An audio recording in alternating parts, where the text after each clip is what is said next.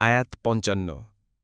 إذ قال الله يا عيسى إني متوفيك ورافعك إلي ومطهرك من الذين كفروا وجاعل الذين اتبعوك فوق الذين كفروا إلى يوم القيامة ثم إلي مرجعكم فأحكم بينكم فيما كنتم فيه تختلفون অনুবাদ স্মরণ করুন যখন আল্লাহ বললেন হে ঈসা নিশ্চয় আমি আপনাকে পরিগ্রহণ করব আমার নিকট আপনাকে উঠিয়ে নিব এবং যারা কুফরি করে তাদের মধ্য থেকে আপনাকে পবিত্র করব আর আপনার অনুসারীগণকে কিয়ামত পর্যন্ত প্রাধান্য দিব তারপর আমার কাছেই তোমাদের প্রত্যাবর্তন অতঃপর যে বিষয়ে তোমাদের মতান্তর ঘটেছে আমি তোমাদের মধ্যে তা মীমাংসা করে দেব ষষ্ঠ রুকু তাফসীর ১ নং ফুটনোটের বিবরণ মুতাওয়াফিকা শব্দের ধাতু তাওফিক এবং মূল ধাতু ওয়াফি অভিধানে এর অর্থ পুরোপুরি লোয়া আরবি ভাষার সব অভিধান গ্রন্থেই এ অর্থ রয়েছে মৃত্যুর সময় মানুষ নির্ধারিত আয়ু পূরণ করে ফেলে এবং আল্লাহ প্রদত্ত আত্মা পুরোপুরি নিয়ে নেওয়া হয় এ কারণে শব্দটি মৃত্যু অর্থেও ব্যবহৃত হয় মানুষের দৈনন্দিন নিদ্রা মৃত্যুর একটি হালকা নমুনা কোরআনে এ অর্থেও তাওফি শব্দ ব্যবহৃত হয়েছে ইয়াতাওয়াফাল আনফুসা হিনা মাউতিহা ওয়াল্লাতী লাম তামুত ফি মানামিহা অর্থাৎ আল্লাহ মৃত্যুর সময় প্রাণ নিয়ে নেন আর যাদের মৃত্যু আসে না তাদের প্রাণও নিদ্রার সময় নিয়ে নেন সূরা আজ-জুমার ৪২ ইবনে আব্বাস রাদিয়াল্লাহু আনহুমা বলেন মুতাওয়াফিকা এর অর্থ আমি আপনাকে নিজের কাছে উঠিয়ে নেব এবং শেষ জামানায় স্বাভাবিক মৃত্যু দান করব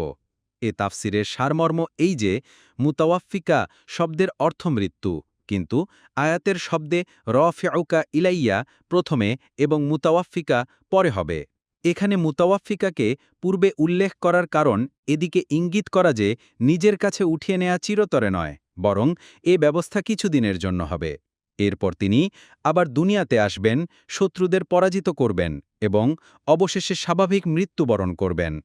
এভাবে আকাশ থেকে পুনর্বার অবতরণ এবং শত্রুর বিরুদ্ধে জয়লাভের পর মৃত্যুবরণের ঘটনাটি একাধারে একটি মুজিজা এতৎসঙ্গে ঈসা আলাইসাল্লামের সম্মান ও মর্যাদার পূর্ণত লাভ এবং নাসারাদের এ বিশ্বাসের খণ্ডন যে ঈসা আলাইসাল্লাম অন্যতম উপাস্য নতুবা জীবিত অবস্থায় আকাশে উত্থিত হওয়ার ঘটনা থেকে তাদের ভ্রান্ত বিশ্বাস আরও জোরদার হয়ে যেত যে তিনিও আল্লাহ তাআলার মতোই চিরঞ্জীব এবং ভালো মন্দের নিয়ামক এ কারণে প্রথমে মুতাওয়াফিকা বলে এসব ভ্রান্ত ধারণার মূলোৎপাটন করা হয়েছে এরপর নিজের দিকে উঠিয়ে নেয়ার কথা উল্লেখ করা হয়েছে ২ নং ফুটনোটের বিবরণ এতে বাহ্যত ঈসা আলাহিসাল্লামকেই সম্বোধন করে বলা হয়েছে যে আপনাকে উপরে উঠিয়ে নেব সবাই জানেন যে ঈসা শুধু আত্মার নাম নয় বরং আত্মা ও দেহ উভয়েরই নাম কাজে আয়াতে দৈহিক উত্তোলন বাদ দিয়ে শুধু আত্মিক উত্তোলন বোঝা সম্পূর্ণ ভুল কোরআনের অন্যত্র ইয়াহুদীদের ভ্রান্ত বিশ্বাস খণ্ডন প্রসঙ্গে বলা হয়েছে বল রফাআহুল্লাহু ইলাইহি অর্থাৎ ইয়াহুদীরা নিশ্চিতই ঈসাকে হত্যা করেনি বরং আল্লাহ তাকে নিজের কাছে তুলে নিয়েছেন সূরা আন-নিসা ১৫৮ নিজের কাছে তুলে নেয়া সশরীরে তুলে নেয়াকেই বলা হয় ৩ নং ফুটনোটের বিবরণ আলোচ্য আয়াতে আল্লাহ তাআলা ইয়াহুদীদের বিপক্ষে ঈসা আলাইহিসসালামের সাথে ৫টি অঙ্গীকার করেছেন সর্বপ্রথম অঙ্গীকার এই যে তার মৃত্যু ইয়াহুদীদের হাতে হত্যার মাধ্যমে হবে না বরং প্রতিশ্রুত সময়ে স্বাভাবিক পোস্থায় হবে প্রতিশ্রুত সময়টি কেয়ামতের নিকটতম জামানায় আসবে তখন ঈসা আলাইহিসসালাম আকাশ থেকে পৃথিবীতে অবতরণ করবেন বিভিন্ন সহি ও মুতাওয়াতির হাদিসে এর বিবরণ রয়েছে দ্বিতীয় অঙ্গীকার ছিল যে ঈসা আলাইহিসসালামকে আপাতত ঊর্ধ্বজগতে তুলে নেওয়া হবে সাথে সাথে এই অঙ্গীকার পূর্ণ করা হয় তৃতীয় অঙ্গীকার ছিল শত্রুদের অপবাদ থেকে মুক্ত করা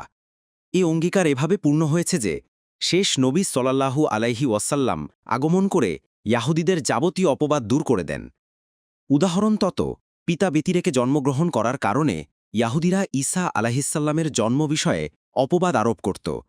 কুরআন এ অভিযোগ খণ্ডন করে বলেছে যে তিনি আল্লাহর কুদরত ও নির্দেশে পিতা ব্যতিরেকে জন্মগ্রহণ করেছেন এটা কোনো বিস্ময়কর ব্যাপার নয় আদমের জন্মগ্রহণ ছিল আরও বেশি বিস্ময়কর ব্যাপার কারণ তিনি পিতা ও মাতা উভয় ব্যতিরেকেই জন্মগ্রহণ করেন ইয়াহুদিরা ঈসা আলাহিসাল্লামের বিরুদ্ধে ইলাহ হওয়ার দাবি করার অভিযোগও এনেছিল। কুরআনের অনেক আয়াতে এর বিপরীতে ঈসা আলাহিসাল্লামের বন্দেগী ও মানবত্বের স্বীকারোক্তি বর্ণিত হয়েছে। চতুর্থ অঙ্গীকারে বলা হয়েছে, অবিশ্বাসীর বিপক্ষে আপনার অনুসারীদের কিয়ামত পর্যন্ত বিজয়ী রাখা হবে। আয়াতে অনুসরণের অর্থ ঈসা আলাহিসাল্লামের নুবুয়াতে বিশ্বাস করা ও স্বীকারোক্তি করা। এর জন্য যাবতীয় বিধিবিধানে বিশ্বাস করা শর্ত নয়।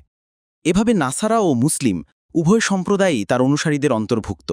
কারণ মুসলিমরাও ঈসা আলাহিসাল্লামের নুবুয়াতে বিশ্বাসী। এটা ভিন্ন কথা যে এতটুকু বিশ্বাসী আখেরাতের মুক্তির জন্য যথেষ্ট নয়, বরং ঈসা আলাহিসাল্লামের যাবতীয় বিধিবিধানে বিশ্বাস করার উপর আখেরাতের মুক্তি নির্ভরশীল। ঈসা আলাহিসাল্লামের অকাট্য বিধানাবলীর মধ্যে একটি ছিল এই যে পরবর্তীকালে মুহাম্মদ সল্লাল্লাহু আলাইহি ওয়াসাল্লামের প্রতিও ঈমান আনতে হবে। নাসারারা এটি পালন করেনি, ফলে তারা আখেরাতের মুক্তি থেকে বঞ্চিত। মুসলিমরা এটিও পালন করেছে, ফলে তারা আখেরাতে মুক্তির অধিকারী হয়েছে। পঞ্চম অঙ্গীকার এই যে কেয়ামতের দিন সব ধর্মীয় মতবিরোধের মীমাংসা করা হবে। সময় এলে এ অঙ্গীকারও পূর্ণ হবে।